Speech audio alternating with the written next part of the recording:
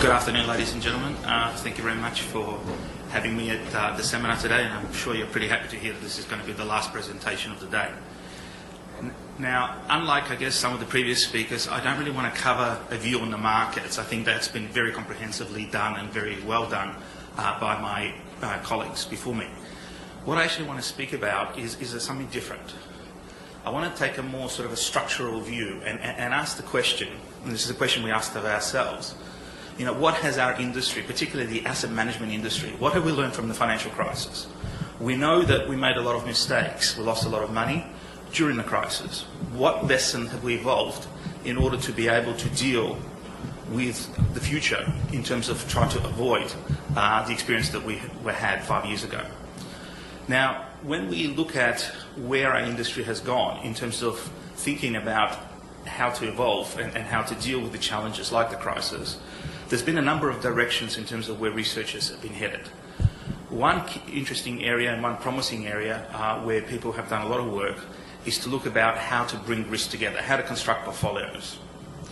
We traditionally do it by having a view about returns, a view on risk, and we run an optimization. But is that the most optimal way? There are research in the direction of things like risk parity, where different asset classes are brought in, not based on their return assumptions, but purely based on their risk. There are portfolio construction techniques using purely minimum risk, minimum volatility. So there's a lot of work has been done about portfolio construction. But another promising area, and this is what I want to cover today, is in terms of other new asset classes to invest in. Asset classes that may behave quite differently to the way assets did during the crisis. Now, we know during the financial crisis that if you looked at asset classes, we looked at asset classes, particularly alternatives like infrastructure, private equity, commodities, hedge funds. All of these asset classes were supposed to diversify portfolio and reduce risk. And yet, in the crisis, that didn't happen. In fact, if you were to properly mark those assets to market, i.e. properly price them, you would find that in most cases, those assets had a destruction of value of somewhere between 60 to 80%. Now, why did such a wide, diverse range of assets all perform so badly? And the reason is they all had one common characteristic. Even though they shared different economic characteristics, they had one commonality, and that is they were all illiquid. And when liquidity dried up and liquidity became very expensive, the assets which are illiquid got heavily devalued. So our industry is thinking about how do we bring in assets that actually diversify, just like private equity, hedge funds, commodities, etc. are supposed to do, but don't have the illiquidity issue. Now, if you look at the chart here, it's a kind of very basic chart. It shows the general evolution of our industry. But what's interesting to take in from this diagram is that each change that occurred, say from the 70s to the 80s, occurred because our industry faced some kind of a crisis, and the evolution or the change was to solve the crisis. For example, in the 70s, we had very high inflation. And so in the 80s, asset management industry decided to bring in more diversification, more real assets like real estate into institutional portfolios in order to try to avoid or try to hedge out inflation. 87, we had the stock market crash. We needed to again diversify. So in the 90s, we broadened the allocation out. We had high yield introduced, investment grade bonds, etc., international assets.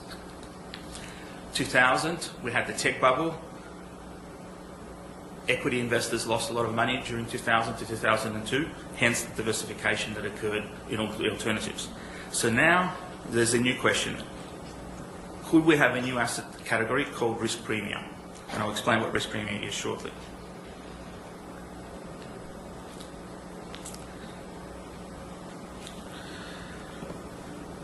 When we look at markets, whether it's equity markets, fixed income markets, and we sort of model returns, we model what we will call the general beta of the market, or the expected return or risk premium return over cash. So when we talk about, for example, equity market returning 4%, risk premium, what we mean is it will return at 4% over the long term, over and above a risk-free asset, whether it's US Treasuries or cash or whatever risk-free asset you may have.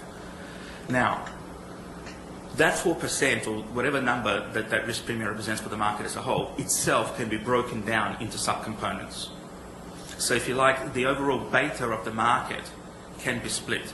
Just like a molecule can be split into different atoms, the beta of the market can be split. And where research has gone is to look at how to split that beta into subcomponents. Those subcomponents generally can be considered in terms of style factors like value, or growth, or size, or momentum. They can be split into a number of different components, but it's splitting out that overall market risk. Here, for example, is a diagram that's one way of looking at risk. So we can, for example, structure portfolios today that capture surprises in macroeconomic variables like GDP growth, or productivity, or interest rates. In fixed income, which is the most intuitive, we can break up a portfolio. We don't just have to look at a return risk premium on a fixed income asset as a whole. We can look at risk premium for duration, for convexity, for credit, for default, etc. So we can really take a risk premium and really separate it out. How do we do that? In essence, it's about constructing sub-portfolios. It's about constructing a kind of a long-short portfolio. If we take, for example, for equities, how do we extract out the value risk premium? Well, one simple way is if we look at an index like, let's say, the S&P 500, we take the 500 stocks in the S&P and we rank them from the most expensive being 500 to the cheapest being number 1. We then construct a portfolio of the most expensive, so if you like from 400 to 500 most expensive companies, and we look at the cheapest portfolio from 1 to 100. The difference in, and we have these two portfolios. We can go long the portfolio that's cheap and we can short sell the portfolio that's expensive. The difference in return between the cheap portfolio and the expensive portfolio is essentially the risk premium that we can get by investing in value, i.e. going long cheap stocks, short expensive stocks. In exactly the same way, we can split up an index, let's say for commodities, and rank, let's say, 20 commodities on the basis of momentum. Which commodities have had the largest price increase in the last, say, 6 months? We take the commodities with the smallest price increase, let's say the lowest 5 commodities, and we go long that asset class, long that group, and we short the commodities with the biggest price increase, the 5 with the biggest price increase. And that way we can extract out a risk premium for momentum in commodity space. We can do this in bonds, we can do this in FX, we can do it in equities, we can do it in commodities. And this is where the research has gone. What's the benefit of all this? The table here is very detailed. I don't know if you can see it better on the iPads. But what we've done here is actually looked at what actually occurred between 1995 and 2011. So it grabs quite a lot of data. We covered the equity market bubble, the tech bubble. We covered the financial crisis. We covered the emerging market boom, etc. What we find is that when we extract risk premium and we categorize it into really 4 areas: value, carry, which is high income against low income, momentum, and then the overall asset class beta, so if you like, the return of the asset class itself. You can see here that there's obviously a wide range of variation in terms of annualized returns. There are some very high returns, like commodity momentum is a very attractively, at least historically, has been a very attractive strategy in terms of returns. On the other side, for example, you have the absolute beta of commodities, i.e. commodity as an asset class as a whole, the commodity index, only returning 1%. We also looked at how the different asset classes correlate with each other. The table on the risk premium correlation matrix, again, is very kind of messy to look at, but just if you can focus your attention to the last set of columns under the beta. So what we call here bond beta, commodity beta, equity beta. Equity beta is just the return of MSCI World. Bond beta is just the return of global bonds. Commodity is just the return of Goldman Sachs Commodity Index. So we correlated those returns with the different risk premium. And the way we've coloured this box is to where the correlation is negative, which is what you want for diversification, we've coloured it green, and so the more negative, the deeper the green, the darker the green. And likewise, the higher the correlation, or positive the correlation, the brighter, the sharper the red. Now you can see, for example, I hope you can see, that when it comes to just the correlations of the different betas against the risk premium of value carrying momentum, there's quite a lot of green. But the correlation of the beta amongst themselves, i.e. the bond beta to the commodity beta, the equity beta to the commodity beta, etc., those correlations, when we look at them against each other, actually have a positive correlation. So they actually diversify less the asset classes themselves than what you would get by combining the asset class with the risk premium together. So there is some potential, there is some promise here, because if we're looking at the history, we've got decent sized returns, we've got pretty interesting correlation, which is what we want to have for diversification and for investing. We went about then to see how all this would look in a portfolio. So we've constructed 4 portfolios, and they're contained in the appendix. I think a few pages on, you will see the actual composition of the 4 portfolios. But essentially what we've done is the following. We took a very simple, traditional sort of balanced portfolio, which is 50% equities, 50% bonds. This is 50% global equities, 50% US bonds. We then created a second portfolio, which we call traditional plus alternatives, which is just 50% invested across into the traditional portfolio, i.e. Let's say 25% global equities, 25% bonds, and then the other 50% is invested in a variety of alternative asset classes, roughly equally weighted: hedge funds, private equity, infrastructure, etc., the sort of traditional institutional asset classes. Then we created a third and a fourth portfolio. The third one was a combination of the traditional portfolio coupled with our risk premium, and we just took the risk premiums on an equal weighted basis. We didn't try to optimize to take the ones with the highest returns, because on a forward-looking basis you're not sure which one we'll have. So we just brought in risk premium equally weighted. Again, it's all in the appendix. And likewise, for the fourth portfolio, we took traditional assets, alternative assets, and risk premium. And we looked at the characteristics of doing all this over, again, the period 95 to 2011. And what's interesting is the following. In terms of returns, actually the return numbers haven't changed that much. If you look at the traditional portfolio, 6.7% annualized return. Traditional and alternative actually was the highest return, 7.6.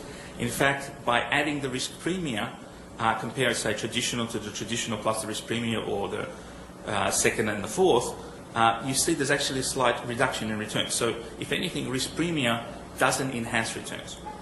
But where it really stands out is in the next row. If you look at standard deviation, you can see there's a significant reduction in volatility when we start to bring in risk premium into the portfolio construction. In fact, it almost halves. And then if you look at things that we really want to control, like average return when the equity market is down, it's certainly significantly lower for portfolios that contain risk premium. Maximum drawdown is halved over the 95 to 2011 period. The time to recover the losses is shortened substantially. Sharpe ratio substantially improved.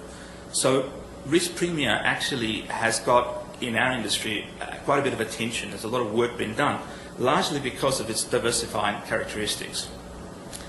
Now, in fact, there are providers, asset managers, who are beginning to offer, products which have risk premium as a key asset allocation component. In fact, the Norway's sovereign wealth fund, which is the largest sovereign wealth fund, has basically gone down the route of introducing risk premium into their own asset mix, and you can see that if you go on their website. So the risk premium direction, if you like, the sort of the next generation of investing beyond just the traditional plus alternatives, seems to be gaining traction. But before we get too excited, we wanted to put some caveats up here. So it is an interesting area. It is an area of promise, but it's an area where I think investors should be also have some caution about themselves. The first factor is this.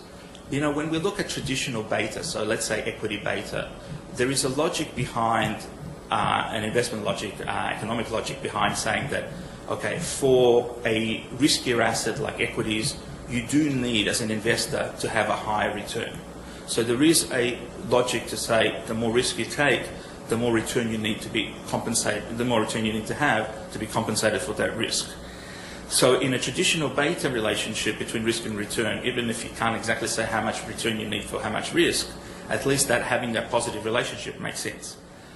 When it comes to risk premium, like, for example, momentum or carry, why should a high dividend or high income strategy provide a long-term positive return? Why should assets that had faster price movements provide a long-term positive return? When it comes to risk premia, even though they've worked really well in the last 16 years, theoretically it's very hard to justify how you can explain their returns. And because it's hard to theoretically justify, it's hard to be confident whether it will perpetuate in the future. So whilst it's worked really well in the past, and a lot of people will show you, like what we've done, some nice back testing, you don't have a theoretical ground to really believe or to be confident enough about how it will work in the future. The best explanation that's been used is one from behavioural finance that, for example, people like sexy stocks, they don't like boring stocks, hence value tends to outperform because sexy stocks get overpriced. So there are some behavioural explanations, but again, they're not as solid as a sort of explanation behind the traditional betas. Another issue is that there is no really standardised way to calculate and create risk premiums. Everybody has their own little way of creating, a strategy around it. I said, for example, for S&P, the value risk premium, you take the top 100 stocks, the cheapest 100 and the most expensive 100, and look at the difference in returns. But why 100? Why not 50? Why not 150?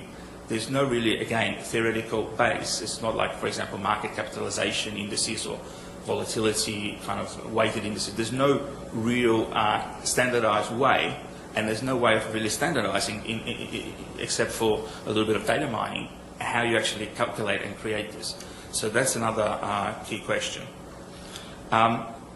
Risk premium, returns, risks, again, have been very good historically, not that stable. So stability is still, even if you believe it will persist, you're still not sure exactly what will persist because the history is not that stable. Risk premiums also, because it's a long-short strategy that you're trying to extract out of the market, they also require quite a lot of governance because you need to use derivatives, you need to use leverage, you need to be able to short. A lot of institutions are very uncomfortable about this. And then the final point with the risk premium, in order to sort of be a little bit cautious. The whole idea behind really focusing in on this is to overcome the problem that alternatives had during the crisis, which is that they were all illiquid. That is why they did not perform. But because risk premium requires shorting, and shorting is not an easy thing to kind of monitor, it's very hard to really say whether risk premiums, by extracting them as a strategy, are going to be all that liquid. Because just when you're trying to short something, you may well have that stock or that bond or whatever it is that you're shorting being cold. So the liquidity of this whole strategy in a crisis is also yet to be really tested. So the problem is trying to solve, which is introduce a diversifying asset that's liquid. It can diversify, I think there's evidence for that, but whether it's liquid, I think there's still a lot of work to be done. So the conclusion that we wanted to kind of leave you with, and I guess close the seminar with, is that, look, the crisis obviously was a watershed event for the asset management industry.